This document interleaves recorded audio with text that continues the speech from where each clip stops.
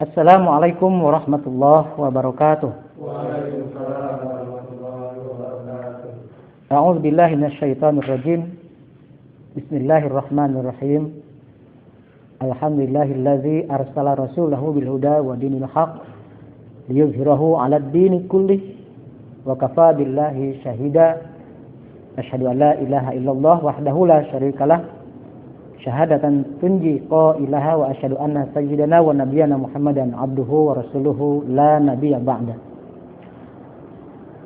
Saudaraku, mungkin kita masih ingat pelajaran sekolah kita waktu di SD atau di SMP bahwa ada kata kerja aktif dan ada kata kerja pasif.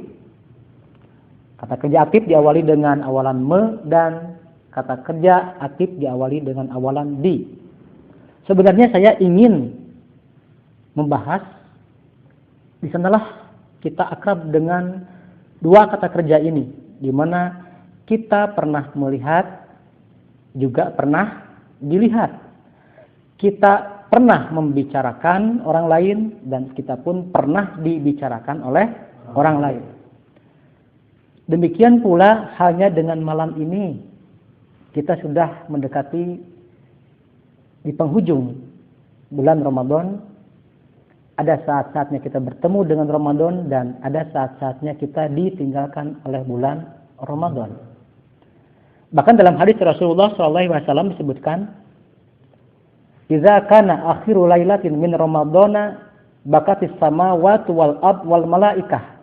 Ketika akhir Ramadan tiba, maka langit, bumi, termasuk malaikat semuanya menangis. Dan mereka menyebutkan ini adalah merupakan bencana besar bagi umat Muhammad SAW. Mengapa disebut sebagai bencana besar?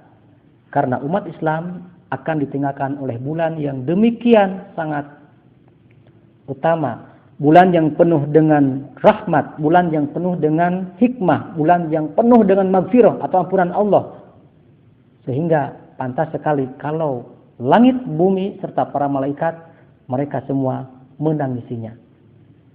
Nah, berbicara tentang meninggalkan dan ditinggalkan, sebenarnya Allah Subhanahu wa Ta'ala bermaksud kepada kita bahwa kita harus sadar bahwa satu saat yang telah dijanjikan oleh Allah, kita bukan hanya sekedar telah ditinggalkan oleh orang-orang yang kita cintai, tapi juga kita akan meninggalkan hal-hal atau orang-orang yang telah kita cintai dan mencintai kita. Disebutlah di dalam agama Islam, proses kita meninggalkan terhadap hal-hal atau orang-orang yang kita cintai dan mencintai kita disebut dengan sakaratul maut. Sakaratul maut yang kalau kita terjemahkan ke dalam bahasa sehari-hari kita adalah proses sakit yang sangat dahsyat menjelang ruh kita keluar dari jasad. Dan di sana janji Allah Subhanahu wa Ta'ala dalam Al-Qur'an menyebutkan, "Falaula idza balaghatil hulquma wa antum hina idzin tanzurun."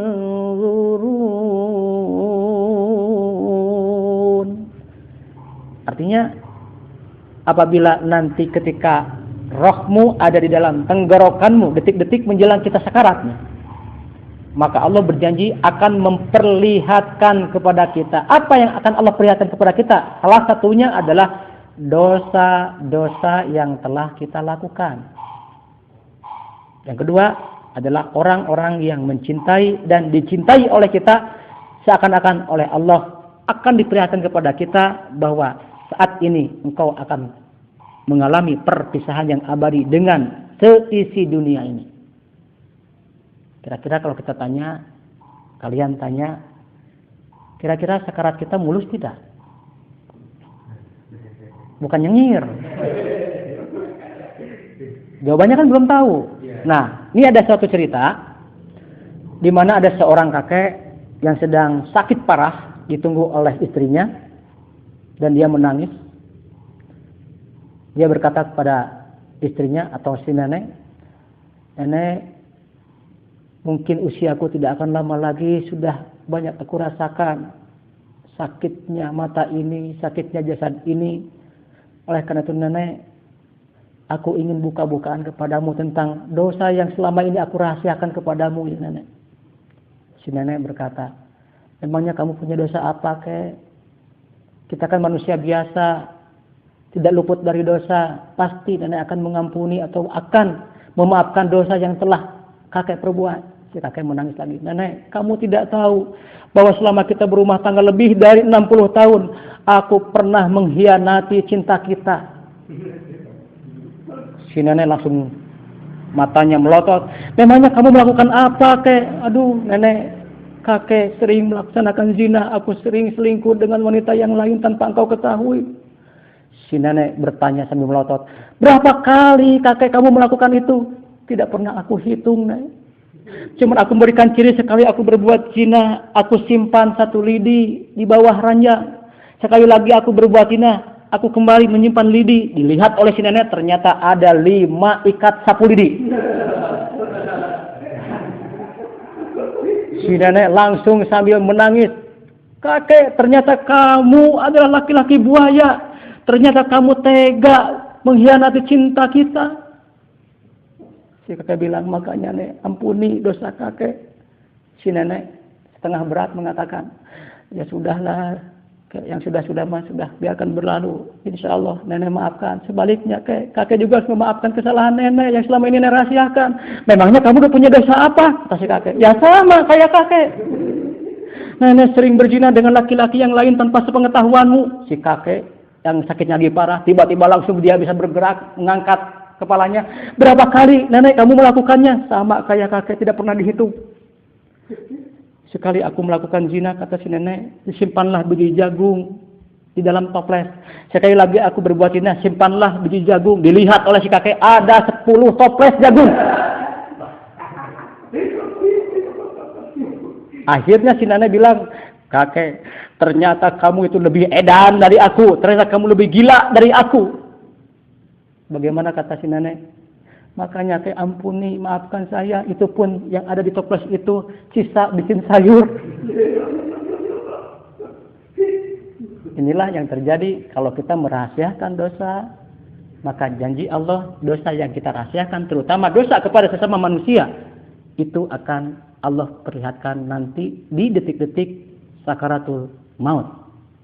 Ramadan pada hakikatnya adalah bagaimana membentuk kita menjadi orang-orang yang bertakwa.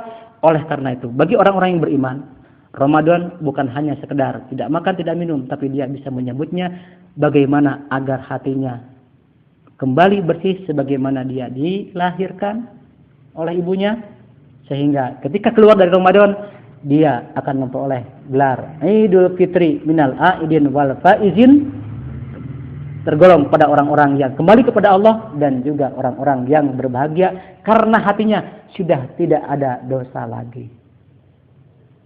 Mudah-mudahan kita sekalian tergolong kepada orang-orang yang benar-benar kembali kepada kesucian sebagaimana kita dulu dilahirkan oleh ibu kita. Dan kita harus ingat, taubat kepada Allah itu demikian mudah.